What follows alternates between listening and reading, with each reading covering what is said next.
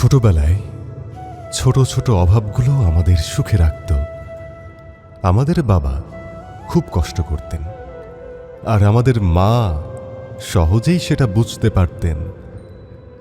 মাকে কখনোই বলতে শুনিনি আমার শাড়িটা ছিঁড়ে গেছে। মা বলতেন সোনামুখী সুই আর সুতোর কথা। বাবা কখনো শাড়ি আনতেন চওড়া পাড় আর বড় বড় ফুলকাটা শাড়ি। বাবাকে সেদিন রাজার মতো দেখাতো। অবসর পেলে মা বাবার ফতোয়ায় ফুল তুলতেন। মেলার দিনে আমরা বাবার জন্য অপেক্ষা করতাম। বাবার হাতে কদমা, দানাদার অথবা বাতাসা থাকত। আমরা ওগুলো আমাদের মুখে রাখতাম। একটা গলে যাওয়া মিছরির জলে আমাদের গাল ভরে যেত।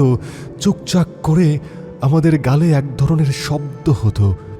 সারা উঠোনময় হেঁটে বেড়াতাম আমরা।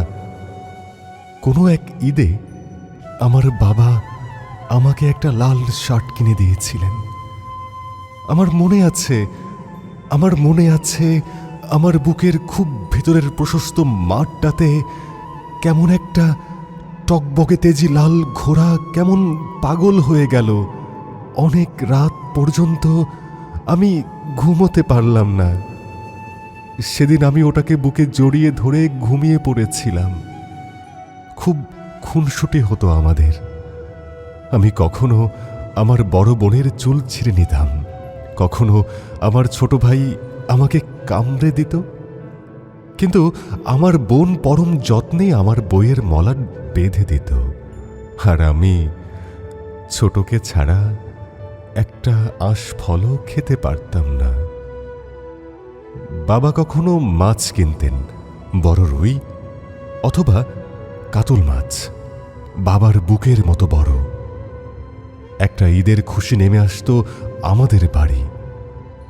সেদিন রাতে আমরা মাদুর পেতে গোল হয়ে বসে যেতাম। মাকে কখনো মাথা অথবা পেটির মাছ খেতে দেখিনি। পরম প্রেমিকার মতো আমাদের মা বাবার থালায় মুড়োটা রাখতেন।